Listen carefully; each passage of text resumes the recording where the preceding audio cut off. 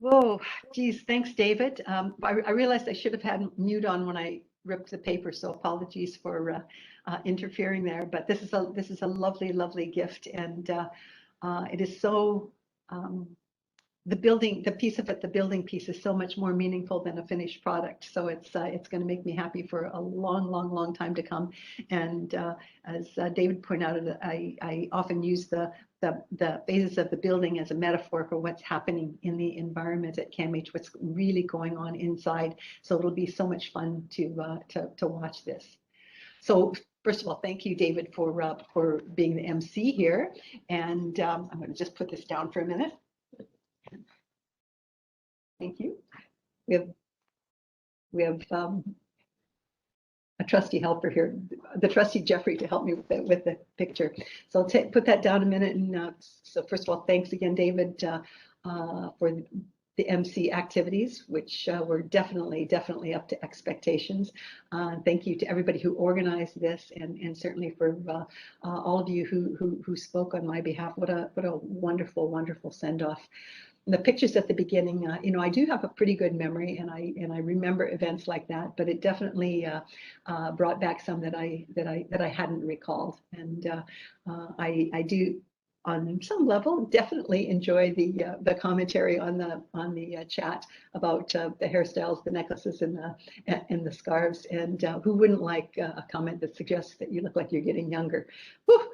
So thank you for that. And you know what, your remarks. I actually think of myself as a pretty quiet, private person. I am open to input, but listening to what you have to say, it's clear that somehow I'm able to convey the true me to the around me, and I appreciate that that you've noticed.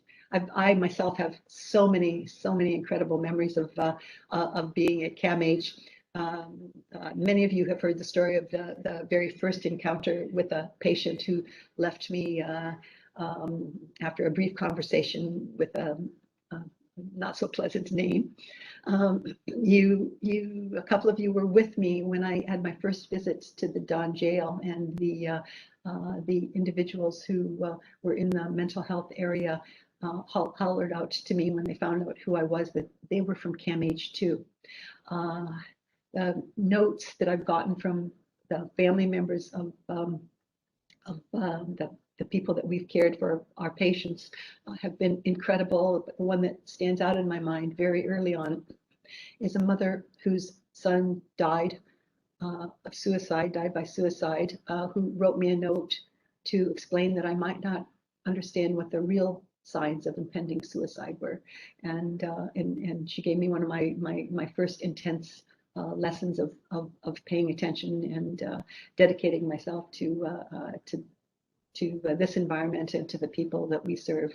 Laurie, of course, and Diane, and I see Cynthia on the call here. My visits to remote communities. I remember spending time hearing stories from people, stories that I don't know that I was prepared to hear and didn't know how to respond to. But again, we're part of the way that I have been able to learn and grow in the environment.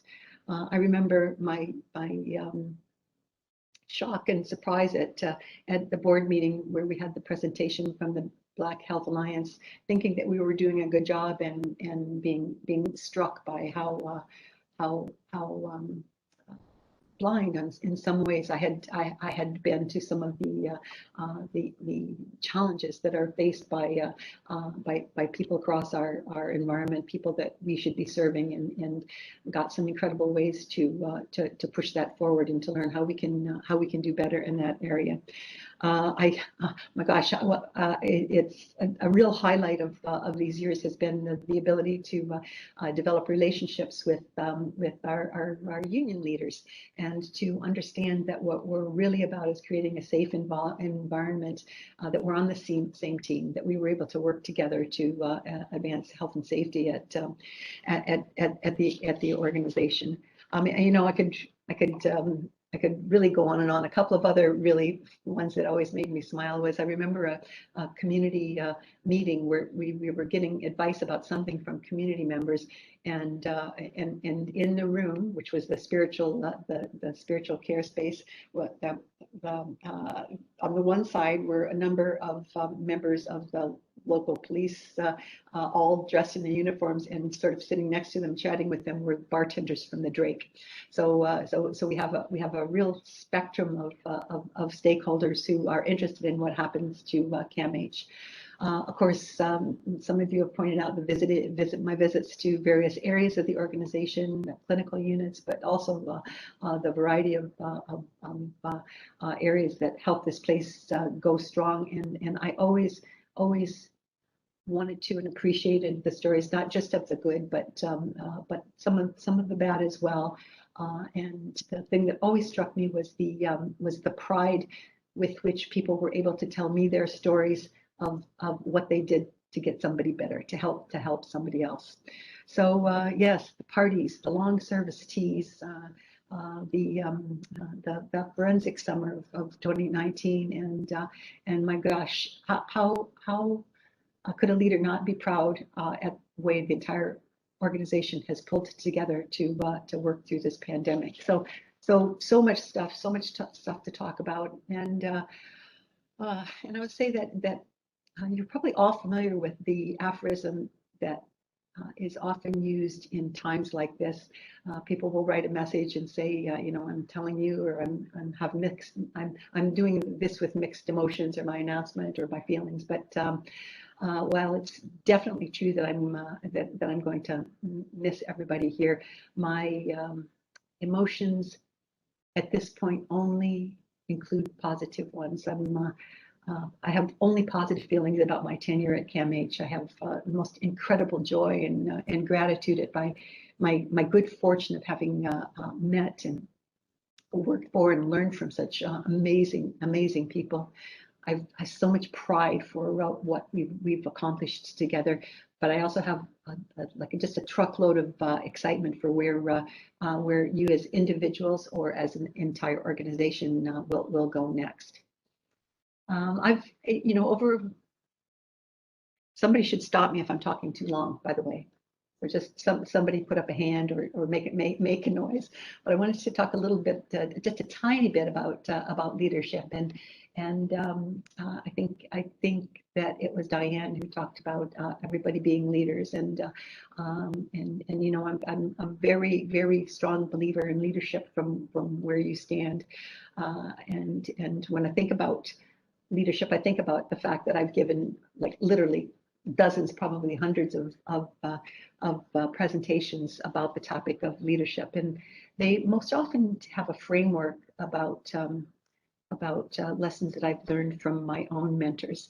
But as I've been reflecting in the last couple of weeks upon my career to this point, it really strikes me that I've been thinking about. I've been thinking way too nearly about the people who've influenced me, because the fact is I've learned most from the people who work around me, not the people who have worked over me. And it's absolutely your words, your actions, your passion, your strength, your dedication, especially over these pandemic months that have made me actually larger and stronger as a leader.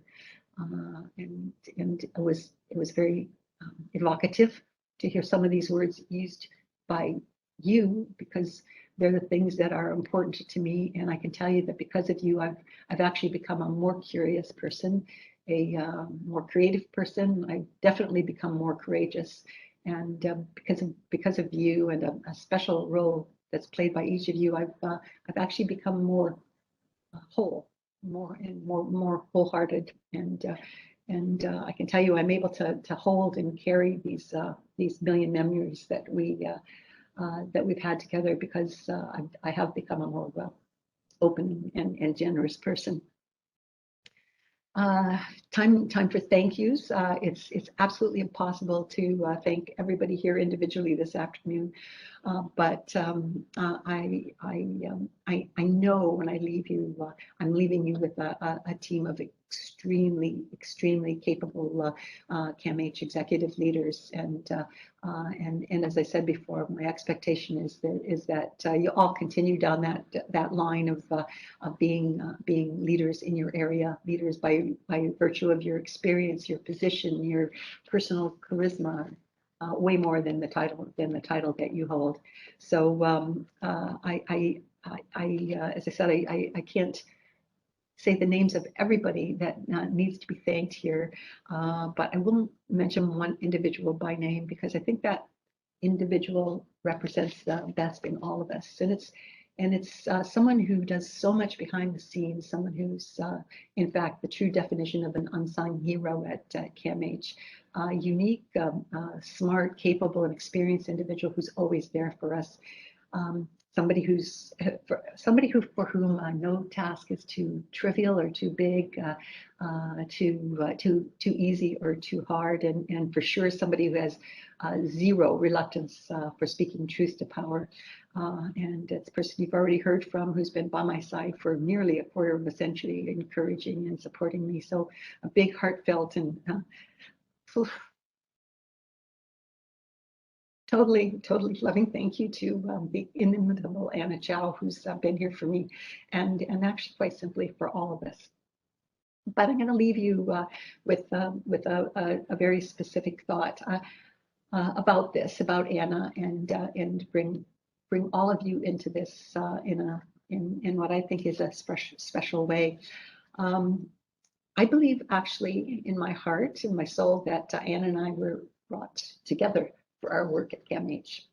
And it's almost as if this service to the world is what we were born to do, and that many, if not all, of our life experiences prepared us to actually be here in this time and place. But I actually also believe it's bigger than this. A few months ago, I learned the Yoruba word egbe from Notisha Masakwa, who's a CAMH trustee. And I learned from her that egbe refers to actually a cohort of people that arrive on Earth as a group that's meant to act as a collective. And as CAMH people, I think we're all meant to be right here, right now. And I think we're meant to be doing just what we're doing. But what I also understand is that we're not finished.